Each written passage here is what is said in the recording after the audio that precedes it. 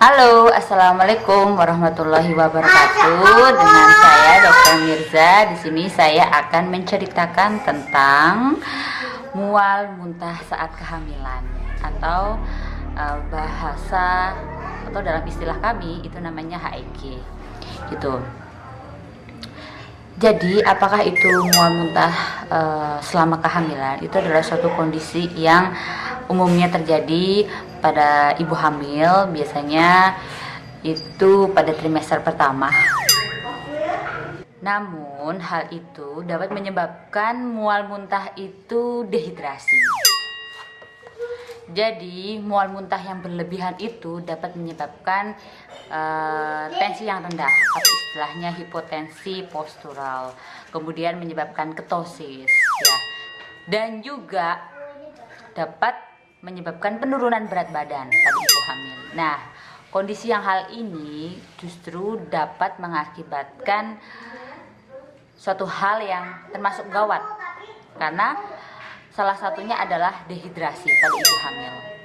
Nah, jadi apa aja yang seharusnya dokter itu perhatikan? Jadi biasanya secara tidak langsung pada ibu hamil yang mengalami mual muntah berlebihan itu akan menyebabkan dehidrasi, bahkan muscle wasting juga.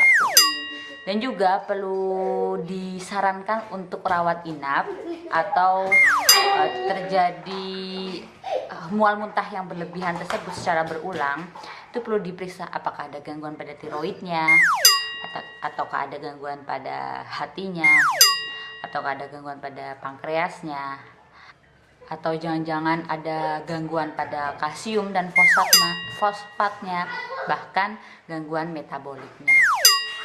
Jadi untuk mengetahui bahwa dia termasuk dalam HIG atau mual muntah pada ibu hamil, itu harus ada 5 kriteria. Yang pertama, dia usia kehamilannya itu kurang dari 16 minggu.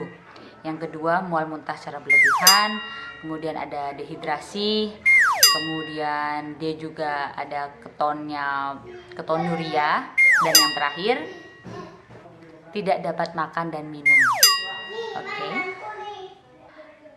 Tetapi tidak bisa dipungkiri juga bahwa tidak semua ibu hamil ini pasti dia akan HIG. Jadi ada beberapa penyakit-penyakit lain yang kemungkinan ini juga bukan termasuk dari mual muntah yang berlebihan pada ibu hamil. Contohnya karena dia mengalami vertigo, ya, atau dia ada penyakit istilahnya pada asam lambungnya, atau pada penyakit pada infeksi atau gangguan pada saluran pencernaannya, atau bahkan dia juga mengalami kehamilan di luar kandungan, dan terakhir bisa juga dia karena infeksi saluran kencing.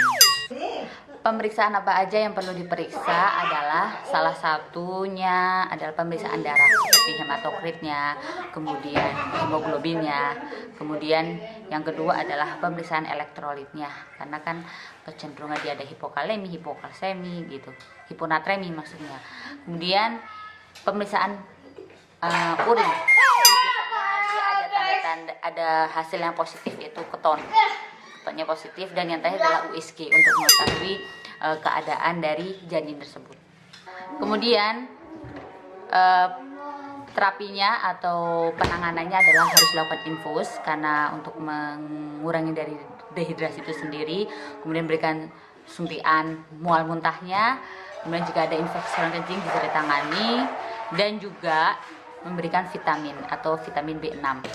Setelah itu memberikan porsi makan yang kecil tapi sedikit. Itu aja, semoga informasinya bermanfaat.